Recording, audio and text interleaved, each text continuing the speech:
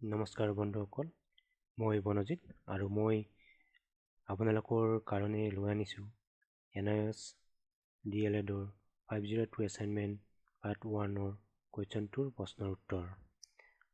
আৰু এইটো আপোনালোকে PDFত ডাউনলোড কৰিব পাৰিব। আৰু এইটো কেনেকৈ ডাউনলোড কৰিব সেইটো মই ভিডিঅ'টোৰ শেষত জনাই দিম।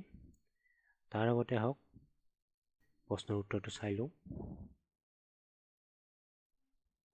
প্ৰশ্নটো আছিলে Write the characteristics of project method. What are its advantages and limitations? প্ৰকল্প পদ্ধতিৰ বৈশিষ্ট্যসমূহ কি কি? ইয়াৰ সুবিধা আৰু অসুবিধাসমূহ কি কি?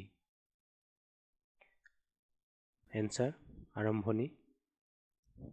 প্ৰকল্প হৈছে এটা শিক্ষাগত পদ্ধতি য'ত শিক্ষাৰ্থীয়ে ব্যক্তিগতভাৱে নাইবা দলগতভাৱে প্ৰকৃত জীৱনৰ সমস্যাবোৰ বিশ্লেষণ আৰু বিকাশ সাধন কৰি বৰ্তমান সময়সীমাত স্বাধীনভাৱে কাম কৰাৰ উৎসাহ প্ৰদান কৰে। অৰ্থাৎ প্ৰকল্প পদ্ধতি হ'ল এনে এক প্ৰক্ৰিয়া য'ত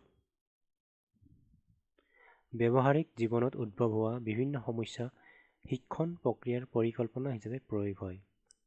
প্ৰকল্প পদ্ধতিৰ বৈশিষ্ট্য।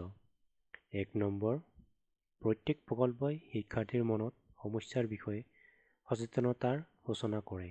2 নম্বৰ, প্ৰকল্প পদ্ধতিৰ সফলতা শিক্ষাৰ্থীৰ বস্তুনিষ্ঠতা বুজাৰ সক্ষমতাৰ ওপৰত নিৰ্ভৰ কৰে।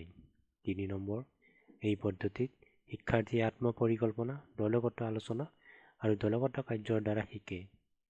4 নম্বৰ, ইয়াত শিক্ষণ প্ৰাকৃতিকভাৱে উপস্থাপন হোৱাৰ বাবে শিক্ষাৰ্থীয়ে কাৰ্যভাৰ মুক্তভাৱে কৰে।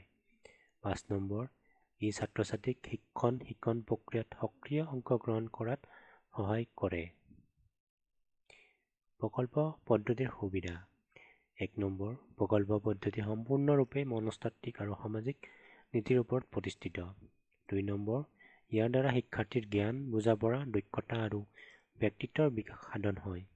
3 নম্বৰ, এই পদ্ধতিৰ যোগেদি ছাত্ৰ-ছাত্ৰীৰ যোগাযোগৰ কৌশল সমূহৰ বিকাশ ঘটে। 4 নম্বৰ, শিক্ষাক অধিক ব্যৱহাৰিক, প্ৰায়োগিক, অভিজ্ঞতা ভিত্তিক আৰু বাস্তৱ কৰি তোলে। 5 নম্বৰ, ই ছাত্ৰ-ছাত্ৰীৰ মনত গণতান্ত্ৰিক মূল্যবোধ আৰু বন্ধুত্বপূৰ্ণ ভাৱৰ সৃষ্টি কৰে। প্ৰকল্প পদ্ধতিৰ অসুবিধা। 1 নম্বৰ, শিক্ষণৰ এই পদ্ধতি অতি ব্যয়বহুল আৰু সময় খৰচী।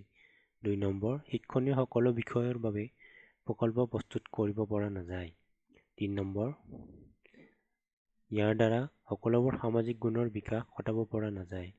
4 নম্বৰ, ইয়াত যিকোনো পদ্ধতিগত অগ্ৰগতি নিশ্চিত কৰাৰ ক্ষেত্ৰত অসুবিধাৰ সৃষ্টি হয়। 5 নম্বৰ, ইয়াত সাফল্যৰ বাবে উচ্চ প্ৰশিক্ষণপ্ৰাপ্ত সহায়ৰ প্ৰয়োজন হয়। সামৰণি। ওপৰৰ আলোচনাৰ পৰা আমি ক'ব পাৰোঁ যে প্ৰকল্প পদ্ধতি হৈছে এনে এক পদ্ধতি যিয়ে শিক্ষণ প্ৰক্ৰিয়াটো অধিক ব্যৱহাৰিক, অভিজ্ঞতাভিত্তিক, কৰ্মকেন্দ্ৰিক আৰু গতিশীল কৰি তোলাত সহায় কৰে, যাৰ ফলত শিক্ষণ প্ৰক্ৰিয়া অধিক মনোগ্ৰাহী হৈ উঠা দেখা যায়। বন্ধুসকল, মই প্ৰশ্নৰ উত্তৰটো পঢ়ি শুনালোঁ আৰু ইয়াক আপোনালোকে হুবহু নকল নকৰি নিজৰ ভাৱধাৰাৰে প্ৰস্তুত কৰি ল'বলৈ চেষ্টা কৰিব। তেতিয়া আপোনালোকে ভাল নম্বৰ পাবলৈ সক্ষম হ'ব। আৰু এই উত্তৰটো PDFত ডাউনলোড কৰিবলৈ ভিডিঅ'টোৰ ডেছক্ৰিপশ্যনত লিংক এটা দিয়া হৈছে। লিংকটোত ক্লিক কৰিব আৰু ক্লিক কৰাৰ পাছত মই আপোনালোকক দেখুৱাই দিছোঁ। এনে পেজ এখন অপেন হ'ব। ইয়াতে আপোনালোকে 5 ছেকেণ্ড সময় অপেক্ষা কৰিব লাগিব আৰু অপেক্ষা কৰাৰ পাছত স্কিপ দিছ এড আহিব। ইয়াতে ক্লিক কৰিব আৰু ক্লিক কৰাৰ পাছত আপোনালোকে প্ৰশ্নটোতো PDFত ডাউনলোড কৰিব পাৰিব। গতিকে বন্ধুসকল, এইটো আছিল মোৰ NIOS DLEDৰ